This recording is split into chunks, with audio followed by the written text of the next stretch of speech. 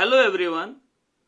Business studies के पिछले class में हम लोग मैनेजमेंट के नेचर पर चर्चा कर रहे थे, मतलब प्रबंध की प्रकृति को हम देख रहे थे, जिसमें हमने देखा था मैनेजमेंट एज एन आर्ट, प्रबंध एक कला के रूप में। हमने इसमें आर्ट के बेसिक फीचर्स को जाना, मतलब कला की आधारभूत विशेषताओं को जाना, और फिर हमने देखा कि मैनेजमेंट किस तरीके से आर्ट की जो विशेषताएं हैं, कला की जो विशेषताएं हैं, उनको पूरा करता है। हमने ये देखा कि मैनेजमेंट अल्टीमेटली क्या है? प्रैक्टिस है।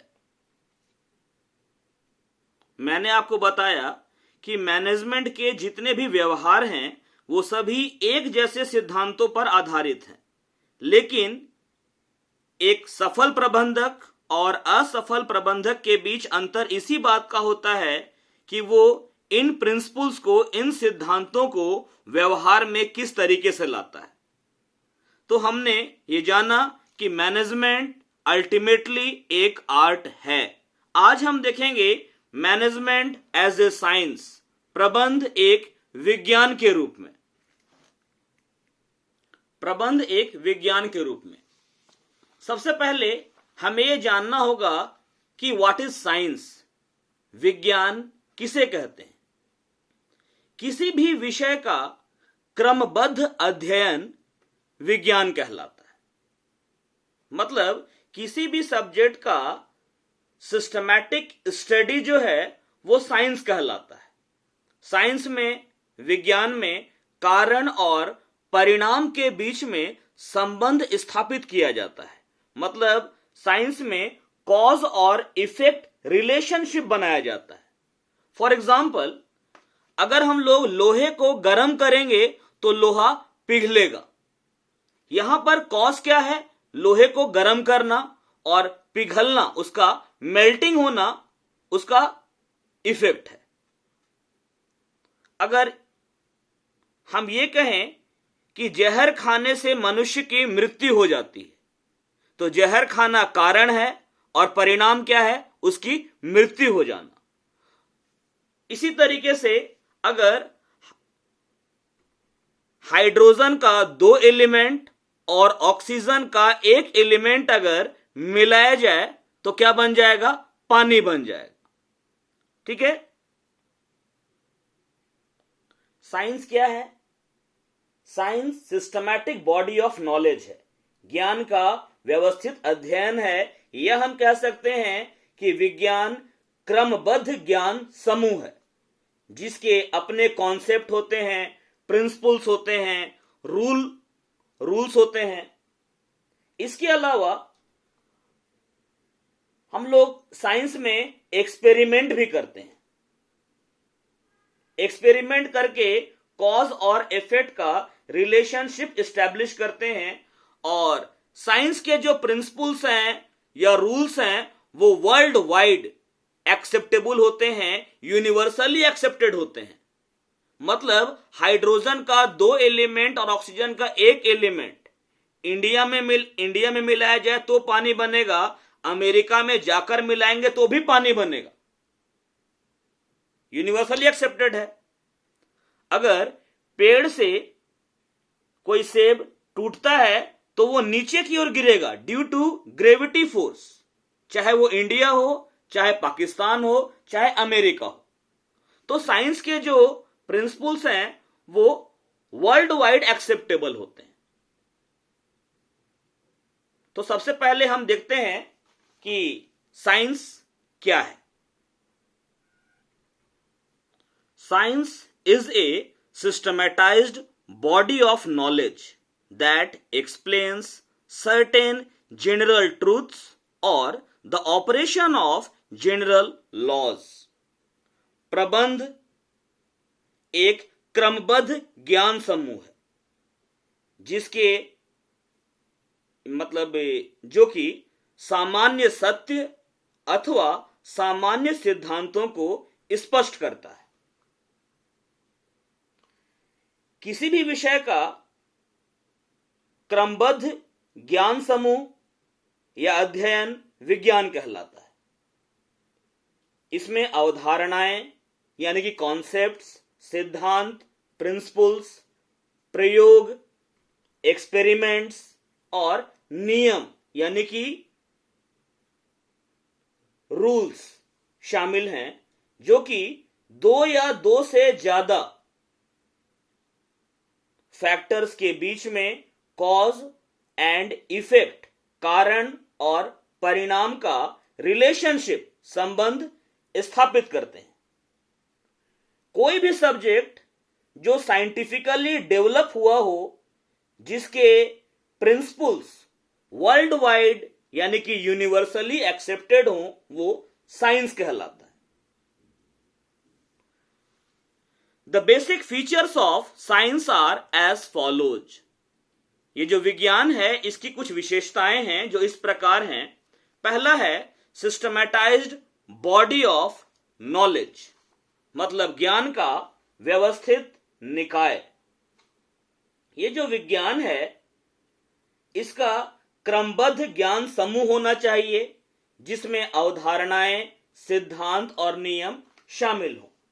या हम कह सकते हैं कि विज्ञान में क्रमबद्ध और व्यवस्थित विषय सामग्री उपलब्ध होती है। साइंस में प्रॉपर और सिस्टमैटिक सब्जेक्ट मैटर अवेलेबल होता है, जो कि साइंस के नॉलेज को पाने में इस्तेमाल होता है।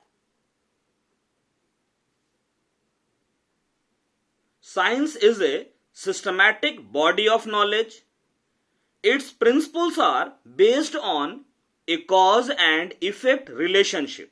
For example, the phenomena of an apple falling from a tree towards the ground is explained by the law of gravity. विज्ञान ज्ञान का व्यवस्थित निकाय है।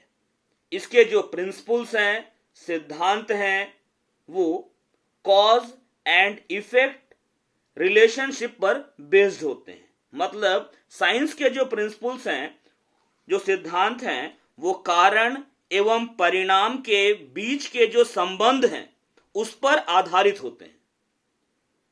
एग्जाम्पल के लिए, पेड़ से सेब का टूटकर पृथ्वी की ओर आना, यह क्या है? लॉ ऑफ ग्रेविटी, गुरुत्वाकर्षण का नियम। दूसरी खूबी है साइंस की, वो है प्रिंसिपल्स बेस्ड ऑन एक्सपेरिमेंटेशन, परीक्षण पर आधारित सिद्धांत। साइंस में ऑब्जर्वेशन एंड इन्वेस्टिगेशन के लिए, मतलब ऑब्जर्व करने के लिए और इन्वेस्टिगेट करने के लिए, अवलोकन तथा अन्वेषण दोनों के लिए वैज्ञानिक विधियां, साइंटिफिक मेथड्स होने चाहिए। साइंस में साइंटिस्ट जो होते हैं, यानी कि जो लोग एक्सपेरिमेंट करते हैं, उनकी जो निजी पसंद है, नापसंद है, इसकी कोई गुंजाइश नहीं होती। साइंटिफिक प्रिंसिपल्स ऑब्जर्वेशन के थ्रू डेवलप किया जाता है, यानी कि वैज्ञानिक सिद्धांत अवलोकन द्वारा विकसित होते हैं और इनकी जो वैलिडिटी है, उसको टेस्ट करने के लिए कई बार एक्सपेरिमेंट को रिपीट किया जाता है और इसमें हर बार सेम कॉज और इफेक्ट रिलेशनशिप आना चाहिए। मतलब लोहे को हम जब भी गर्म करेंगे तो वो पिघलने लगेगा। जब हम लोग आयरन को जरूरत से ज्यादा गर्म करने लगेंगे तो वो मेल्ट होने लगेगा ना। तो साइंटिफिक प्रिंसिपल्स जो है वो एक्सपेरिमेंटेशन, ऑब्जर्वेशन पर बेस्ड होता है और वैलिडिटी चेक करने के लिए एक्सपेरिमेंट कई बार रिपीट किया जाता है। जितनी बार भी हम एक्सपेरिमेंट को रिपीट करेंगे, हर बार कॉज और इफेक्ट का रिलेशनशिप सेम आएगा। लिखा है यहां, scientific principles are first developed through observation and then tested through repeated experimentation under controlled conditions. वैज्ञानिक सिद्धांतों को पहले अवलोकन के माध्यम से विकसित किया जाता है, ऑब्जर्व करके उसको डेवलप किया जाता है और फिर नियंत्रित परिस्थितियों में बार बार परीक्षण कर उसकी जांच की जाती है। मतलब पहले तो हम ऑब्जर्वेशन के थ्रू प्रिंसिपल को डेवलप करते हैं और फिर कंट्रोल्ड कंडीशंस में एक्सपेरिमेंट को बार बार रिपीट करते हैं और उसको टेस्ट करते हैं। तीसरी जो खूबी है मैनेजमेंट की वो है यूनिवर्सल वैलिडिटी, सार्वभौमिक वैधता। मतलब साइंस के जो प्रिंसिपल्स हैं उसको वर्ल्ड वाइड, वैश्विक तौर पर पूरी दुनिया में माना जाता है। ऐसा नहीं है कि 2 हाइड्रोजन और 1 ऑक्सीजन अगर मिलाएंगे तो केवल इंडिया में ही पानी बनेगा, वो अमेरिका में ही बनेगा, जापान में ही बनेगा। मतलब साइंस के जो प्रिंसिपल्स हैं वो वर्ल्ड वाइड एक्सेप्टेबल होते हैं। कहने का मतलब यह है कि साइंस में रेप्लिकेशन जो है, पुनरावलोकन पॉसिबल है, क्योंकि जब भी कभी 2 साइंटिस्ट, 2 वैज्ञानिक इंडिपेंडेंटली, स्वतंत्र रूप से समान अनुसंधान कर रहे हैं, एक ही चीज को अगर 2 साइंटिस्ट इन्वेस्टिगेट करेंगे और सेम कंडीशंस के अंदर में वो अगर सेम डेटा यूज कर रहे हैं तो जो रिजल्ट आएगा वो दोनों का सेम होगा। कहने का मतलब है कि जो वैज्ञानिक सिद्धांत हैं वो उनकी वैधता और जो उपयोग है वो सार्वभौमिक होते हैं, पूरी दुनिया में उनकी वैधता होती है और इस्तेमाल किया जाता है। तो ये जो हमने साइंस की खूबियां देखी, जो विज्ञान की विशेषताएं देखी, इन सारे फीचर्स को देखते हुए हम कह सकते हैं कि मैनेजमेंट में साइंस की भी कुछ खूबियां हैं, प्रबंध में विज्ञान की भी कुछ खूबियां हैं। तो वो कौन कौन सी खूबियां हैं और किस हद तक मैनेजमेंट साइंस की इन खूबियों को पूरा करता है वो हम देखते हैं। यहां लिखा भी है, based on the above features we can say that management has some characteristics of science. तो इसमें क्या है?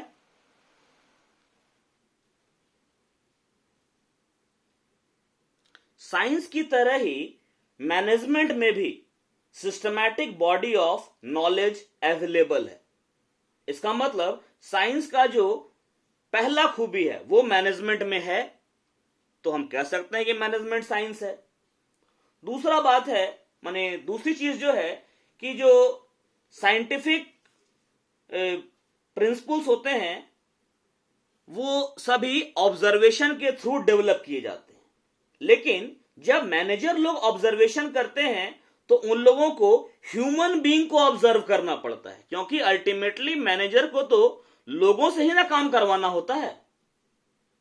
तो उनको ह्यूमन बीइंग यानी मनुष्यों का अवलोकन करना पड़ता है और ह्यूमन बीइंग का जो ऑब्जर्वेशन है वो फुल्ली रैशनल या फिर क्या बोला जाए, विश्वास करने लायक नहीं हो सकता है। मतलब ह्यूमन बीइंग जो है ना उसको आप लॉजिकली और पूरे विश्वास के साथ में जज नहीं कर सकते हैं। इसी कारण से हम कह सकते हैं कि साइंस का ये जो खूबी है ऑब्जर्वेशन वाला, कि साइंटिस्ट लोग लॉजिकल ग्राउंड पर ऑब्जर्वेशन करते हैं, वो यहां पर अवेलेबल नहीं है। तो हम ये भी कह सकते हैं कि मैनेजमेंट साइंस नहीं है। साइंस के जो प्रिंसिपल्स होते हैं वो यूनिवर्सली एक्सेप्टेबल होते हैं। मतलब 2 हाइड्रोजन और 1 ऑक्सीजन को मिलाने पर जो इंडिया में रिजल्ट आएगा वही अमेरिका में भी आएगा। लेकिन मैनेजमेंट के जो प्रिंसिपल हैं वो साइंस की तरह यूनिवर्सली एक्सेप्टेबल नहीं होते। मैनेजमेंट के प्रिंसिपल्स हैं लेकिन उनको सिचुएशन को देखते हुए मैनेजर उसमें कुछ चेंजेस ला सकता है। मतलब मैनेजमेंट जो है वो पूरा पूरा साइंस नहीं है, कुछ हद तक साइंस है, क्योंकि इसमें सिस्टमैटिक बॉडी ऑफ नॉलेज है। तो देखते हैं यहां क्या लिखा है। यहां है, management has a systematized body of knowledge. It has its own theory and principles that have developed over a period of time. ये बोल रहा है कि मैनेजमेंट जो है, प्रबंध जो है, वह भी ज्ञान का एक व्यवस्थित निकाय है। मतलब प्रबंध भी क्रमबद्ध ज्ञान समूह है। इसके अपने सिद्धांत हैं, नियम हैं, जो कि समय समय पर विकसित हुए हैं या डेवलप हुए हैं। But it also draws on other disciplines such as economics, sociology, psychology and mathematics. लेकिन ये जो प्रबंध है, मैनेजमेंट है, ये अन्य विषयों जैसे कि अर्थशास्त्र, समाजशास्त्र, मनोविज्ञान शास्त्र और गणित, इससे भी प्रेरित होता है। Like all other organized activity, management has its own vocabulary of terms and concepts. अन्य किसी भी संगठित क्रिया के समान प्रबंध की भी अपनी शब्दावली एवं अवधारणाओं का शब्दकोश है। ठीक है, for example, all of us discuss sports like cricket and football using a common vocabulary. उदाहरण के लिए हम क्रिकेट अथवा फुटबॉल जैसे खेलों पर चर्चा करते समय एक समान शब्दावली, एक जैसे टर्म्स का उपयोग करते हैं। The players also use these terms to communicate with each other. खिलाड़ी भी एक दूसरे से बातचीत करने में इन्हीं शब्दों का प्रयोग करते हैं। Similarly, managers need to communicate with one another with the help of a common vocabulary for a better understanding of their work situation. इसी प्रकार से प्रबंधकों को भी एक दूसरे से संवाद करते समय, बातचीत करते समय समान शब्दावली, कॉमन वोकेबलरी का प्रयोग करना चाहिए, तभी वह अपने कार्य की स्थिति को सही रूप से समझ पाएंगे। मतलब हम ये बताना चाह रहे हैं कि साइंस की तरह ही मैनेजमेंट भी एक सिस्टमैटिक बॉडी ऑफ नॉलेज है। इसके जो प्रिंसिपल्स हैं, रूल्स हैं, वो भी टाइम टाइम पर डेवलप हुए हैं। लेकिन ये जो मैनेजमेंट है, ये कुछ अदर सब्जेक्ट से भी इन्फ्लुएंस्ड है। वो सब्जेक्ट कौन कौन से हैं? इकोनॉमिक्स है, सोशियोलॉजी है, साइकोलॉजी है और मैथमेटिक्स है। जिस तरीके से किसी भी ऑर्गेनाइज्ड एक्टिविटी में उसकी अपनी कॉमन वोकेबलरी होती है, कॉन्सेप्ट होते हैं, उसी तरीके से मैनेजमेंट में भी कॉमन वोकेबलरी और कॉन्सेप्ट है। एग्जाम्पल के लिए जैसे क्रिकेट या फुटबॉल, ये जो गेम्स हैं, इन सारे गेम में भी एक कॉमन वोकेबलरी है जिसका इस्तेमाल सारे प्लेयर्स जो इन गेम्स को खेलते हैं आपस में बातचीत करने के दौरान वो इस्तेमाल करते हैं। ऐसा ही मैनेजमेंट में भी होता है। तो मैनेजमेंट यहां तक तो साइंस है। आगे बढ़ते हैं। दूसरा पॉइंट, सेकंड बोल रहा है, the principles of management have evolved over a period of time based on repeated experimentation and observation in different types of organizations.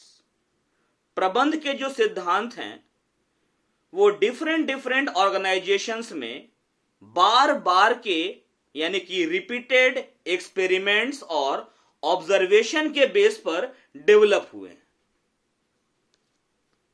However, since management deals with human beings and human behavior, the outcomes of these experiments are not capable of being accurately predicted or replicated.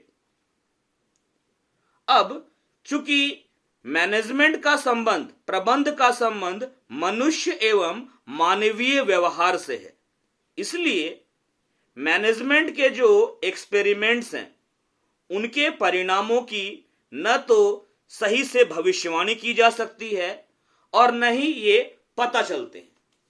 लेकिन इन सीमाओं के होते हुए भी management के जो expert हैं वो मैनेजमेंट के जनरल प्रिंसिपल्स की पहचान करने में, रिकॉग्निशन करने में सफल रहे हैं।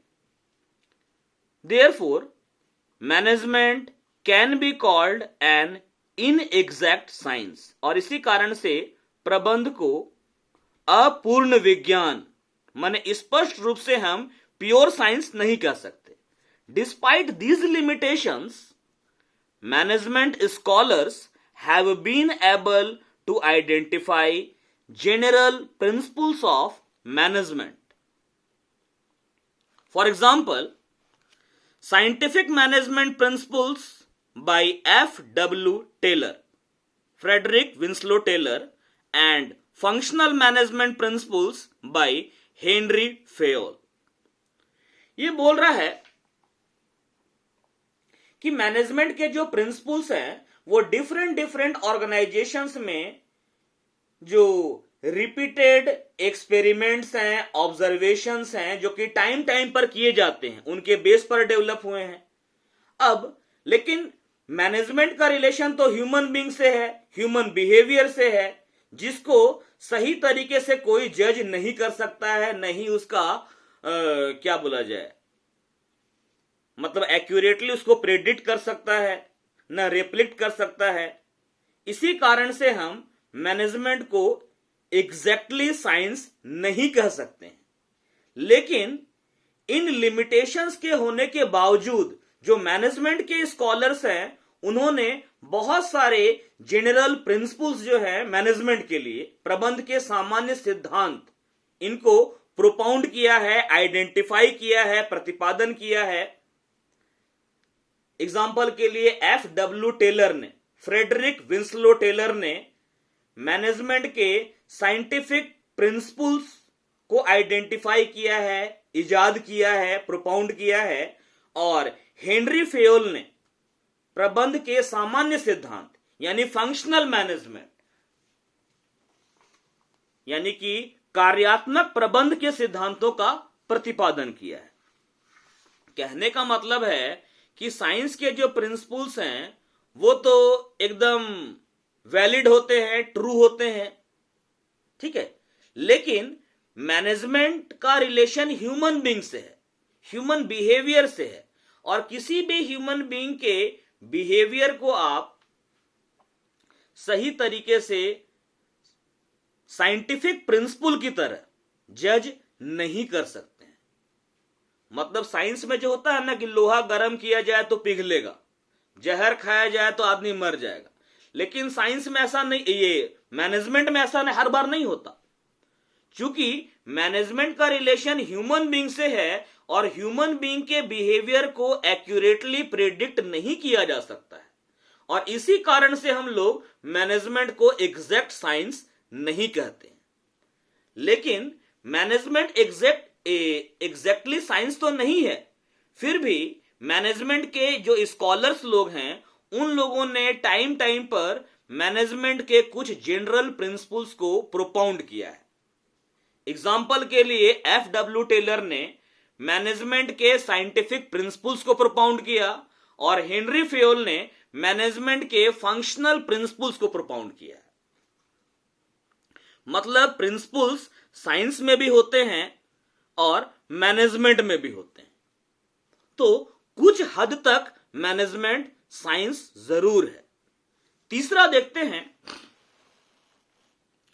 Since the principles of management are not as exact as the principles of science, their application and use is not universal.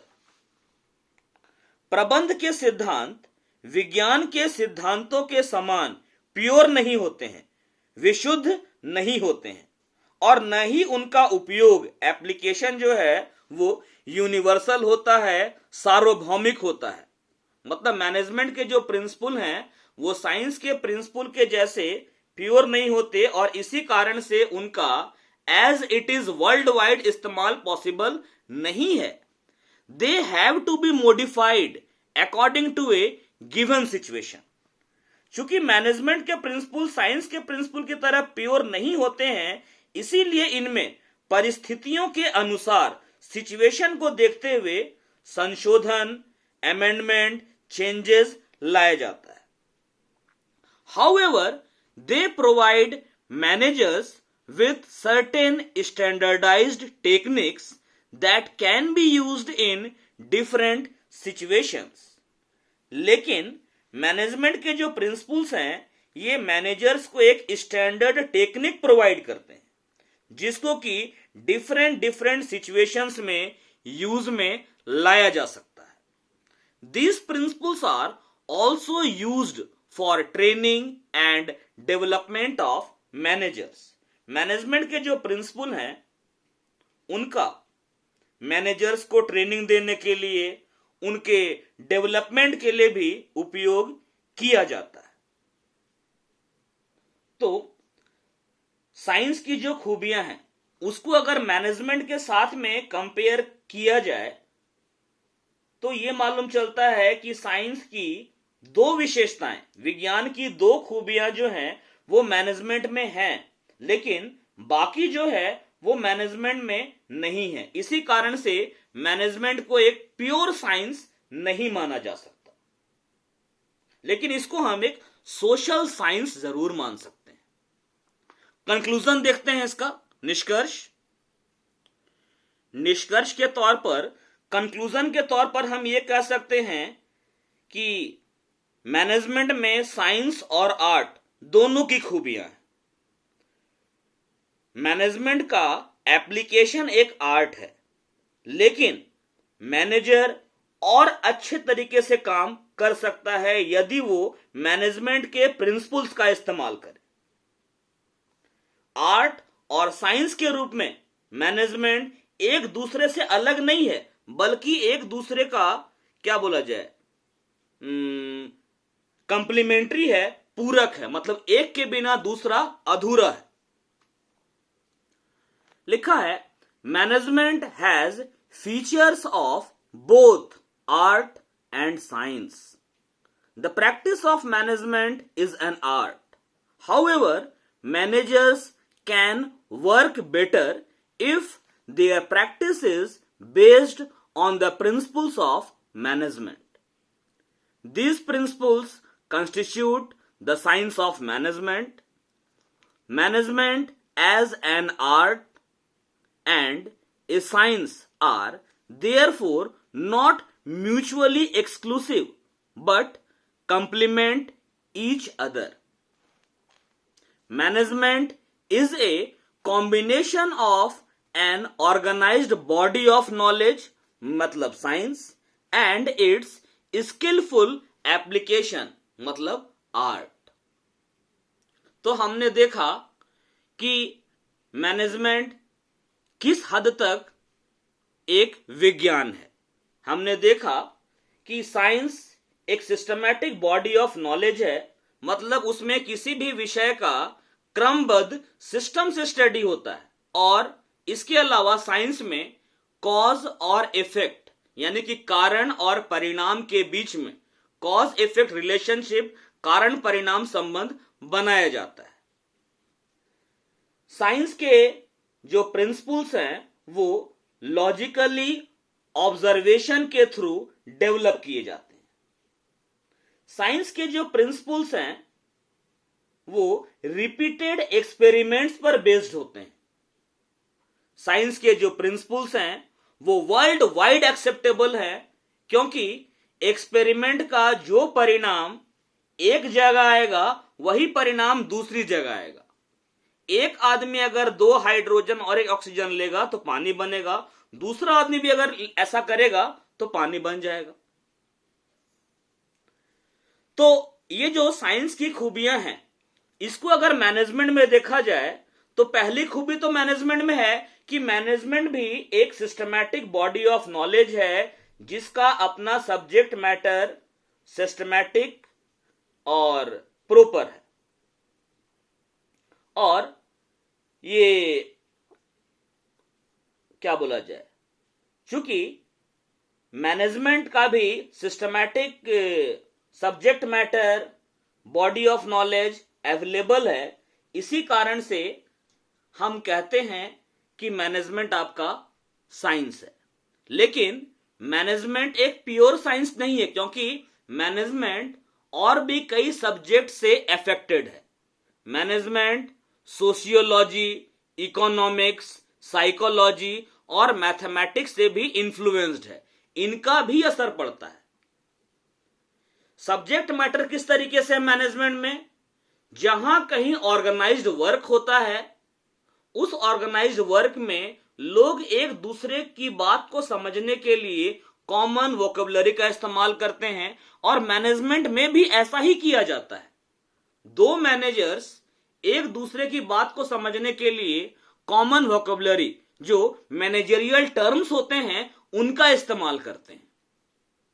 तो यानी मैनेजमेंट में भी systematic body of knowledge available है, मतलब प्रबंध भी ज्ञान का व्यवस्थित निकाय है। दूसरी बात जो थी, जहां साइंस के जो प्रिंसिपल्स हैं वो लॉजिकली और साइंटिफिक ऑब्जर्वेशन के थ्रू डेवलप किए जाते हैं, तो मैनेजमेंट के जो प्रिंसिपल हैं वो भी ऑब्जर्वेशन और एक्सपेरिमेंट के थ्रू टाइम टाइम पर डेवलप होते हैं। इसमें ऑब्जर्वेशन होता है किसका, डिफरेंट डिफरेंट ऑर्गेनाइजेशंस का, उनमें काम करने वाले ह्यूमन बीइंग्स का, उनके बिहेवियर का। लेकिन ह्यूमन बीइंग, मानव एक ऐसा प्राणी है ना, जिसका आप सही तरीके से ऑब्जर्वेशन कभी नहीं कर सकते, क्योंकि मनुष्य एक सामाजिक प्राणी है। उसके मन में क्या चल रहा है, दिमाग में क्या है, इसको आप जान नहीं सकते। मैनेजमेंट ह्यूमन बीइंग से डील करता है, इसी कारण से मैनेजमेंट के जो प्रिंसिपल हैं वो साइंस के प्रिंसिपल की तरह लॉजिकल और साइंटिफिक नहीं होते हैं। मतलब मैनेजमेंट का जो प्रिंसिपल है ना, वो सिचुएशन के अकॉर्डिंग चेंज होता रहता है। साइंस के प्रिंसिपल को आप बार बार रिपीट कीजिएगा, रिजल्ट सेम आएगा। लेकिन मैनेजमेंट का जो प्रिंसिपल है उसको आप हर बार रिपीट नहीं कर सकते हैं। मैनेजमेंट के प्रिंसिपल्स को सिचुएशन के अकॉर्डिंग चेंज करके यूज में लाना पड़ता है। ठीक है, और यही सारा रीजन है कि मैनेजमेंट को हम प्योर साइंस नहीं कहते हैं। लेकिन जो अब तक हम लोगों ने देखा, आर्ट और साइंस दोनों को मिलाकर, तो मैनेजमेंट आर्ट भी है और साइंस भी है। साइंस इसलिए है क्योंकि इसमें सिस्टमैटिक बॉडी ऑफ नॉलेज है, ऑर्गेनाइज्ड बॉडी ऑफ नॉलेज है, और आर्ट इसलिए है कि इस नॉलेज को स्किलफुल तरीके से अपने काम में मैनेजर लोग अप्लाई करते हैं। तो ये जो नॉलेज का एप्लीकेशन है, यही तो आर्ट है। तो मैनेजमेंट, साइंस, आर्ट दोनों है। और जिस तरीके से साइंस में प्रिंसिपल्स होते हैं, सिद्धांत होते हैं, जैसे लॉ ऑफ ग्रेविटी, गुरुत्वाकर्षण का सिद्धांत, उसी प्रकार से मैनेजमेंट में भी कुछ प्रिंसिपल्स हैं, जैसे साइंटिफिक प्रिंसिपल्स ऑफ मैनेजमेंट, प्रबंध का वैज्ञानिक सिद्धांत। ये जो सिद्धांत है, ये जो प्रिंसिपल है, ये प्रोपॉइंट किया गया है F.W. टेलर के द्वारा। पूरा नाम है फ्रेडरिक विंसलो टेलर। इसी तरीके से जनरल प्रिंसिपल्स ऑफ मैनेजमेंट, प्रबंध के सामान्य सिद्धांत, या कहा जाए फंक्शनल प्रिंसिपल्स ऑफ मैनेजमेंट, प्रबंध के क्रियात्मक सिद्धांत, इसको प्रोपाउंड किया है हेनरी फियोल ने। तो ये एग्जांपल मैंने दिया कि मैनेजमेंट में भी प्रिंसिपल्स हैं जैसे कि साइंस में है, लेकिन अंतर यह है कि साइंस के जो प्रिंसिपल हैं वो वर्ल्ड वाइड वैलिड होते हैं, लेकिन मैनेजमेंट के प्रिंसिपल वो सिचुएशनल होते हैं। सिचुएशन को देखते हुए उसमें चेंज लाकर उनको इस्तेमाल में लेना पड़ता है। अदरवाइज हमारा जो मतलब कि फोरकास्ट है या जो हमने अनुमान लगाया है वो हमारा अनुमान गलत हो सकता है और अल्टीमेटली फर्म को लॉस हो सकता है। अंतिम तौर पर हम यही कह सकते हैं कि प्रबंध विज्ञान एवं कला दोनों है। प्रबंध का उपयोग कला है, लेकिन अगर प्रबंधक वैज्ञानिक तरीके से काम करे, मतलब वो प्रबंध के सिद्धांतों का अगर इस्तेमाल करे, तो वो अपने कार्य को, अपने काम को और अच्छे तरीके से कर सकता है। आर्ट और साइंस दोनों के रूप में मैनेजमेंट एक दूसरे से अलग नहीं है, बल्कि एक दूसरे का पूरक है, कंप्लीमेंट्री है। एक के बिना दूसरा अधूरा है। वो इस तरह है क्योंकि मैनेजमेंट साइंस तब है क्योंकि ये ऑर्गेनाइज्ड बॉडी ऑफ नॉलेज है, और आर्ट तब है जब इसका स्किलफुल एप्लीकेशन किया जाता है, मतलब इसको जब कुशलता पूर्वक इस्तेमाल में लिया जाता है। तो इस तरीके से हमने आज जाना कि मैनेजमेंट आर्ट भी है और साइंस भी है। अगले क्लास में हम देखने का प्रयास करेंगे मैनेजमेंट एज ए प्रोफेशन, प्रबंध एक पेशे के रूप में। एक बात आप सबों को बताना मैं चाहूंगा, कुछ लोग ये कहते हैं कि भाई यूट्यूब पर क्लास क्यों लिया जा रहा है, जूम पर क्यों नहीं लिया जा रहा है, या गूगल मीट पर क्यों नहीं लिया जा रहा है। आपको एक बात बता दूं, अभी आपके इंटरमीडिएट में 500 प्लस स्टूडेंट्स हैं, ठीक है। अब जूम में एक बार में 100 स्टूडेंट्स ही ज्वाइन कर सकते हैं, ठीक है। गूगल मीट में भी 100 का ही लिमिटेशन है, लेकिन यूट्यूब में कोई लिमिटेशन नहीं है। एक और प्रॉब्लम है, जब आप लोग सभी नहीं, कुछ स्टूडेंट्स ऑनलाइन क्लास में जब लाइव चैट में उल्टा पुल्टा मैसेज करते हैं, तो अगर हम जूम पर क्लास लेने लगे अलग अलग, तो उसमें भी कई बच्चे उल्टा पुल्टा बोलना शुरू कर देंगे। कौन रोकेगा उनको? रही बात आपको प्रॉब्लम है, आपको कुछ पूछना है, मेरा नंबर है आपके ग्रुप में, आप अपना प्रॉब्लम डाल सकते हैं, क्वेश्चन पूछ सकते हैं। अगर हम उसको नहीं बताएंगे तब तो जिनको लगता है कि नहीं भाई, कुछ लोगों का यह मानना है कि नहीं सर्वर पढ़ा रहा है, सब्सक्राइबर बढ़ाना है, उसको लाइक बढ़ाना है, चैनल चल रहा है, इसलिए आप सब्सक्राइब मत कीजिए, आप लाइक भी मत कीजिए। आपको पढ़ना है पढ़िए, नहीं पढ़ना है मत पढ़िए। लाइफ आपकी है, आप बुद्धिमान है, आपका अच्छा है।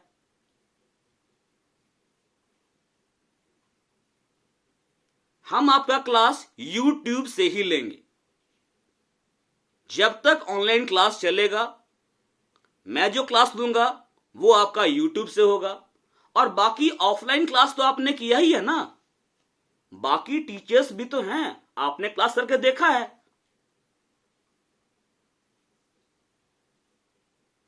तो आज के बाद अब कोई ये नहीं बोलेगा कि YouTube पर क्यों हो रहा है।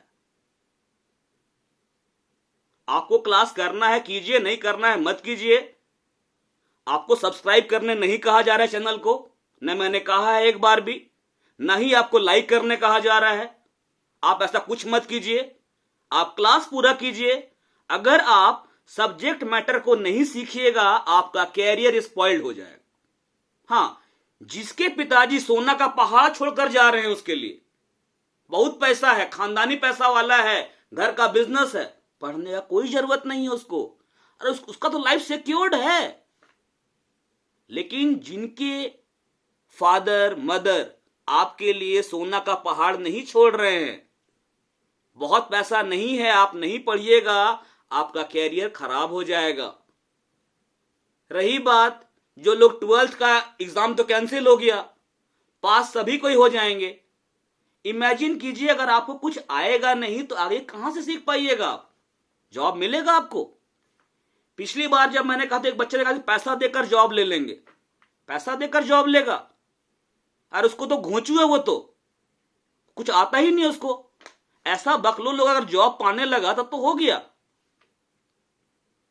हम कोशिश कर रहे हैं पूरा अपनी तरफ से कि आपको हम सब्जेक्ट मैटर पूरा समझाएं। आप सबों को मेरा साथ देना होगा।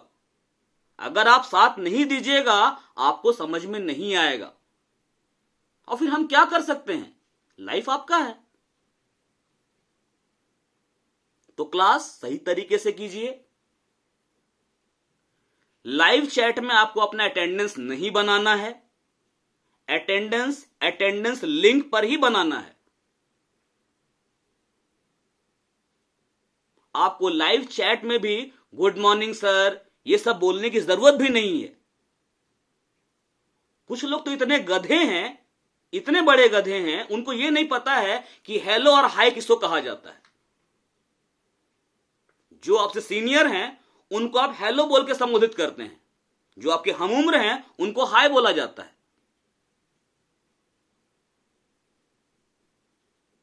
अब देखिए आपके ग्रुप में डिस्टर्बिंग एलिमेंट्स भी हैं, उन्हीं के बीच सब कुछ करना है।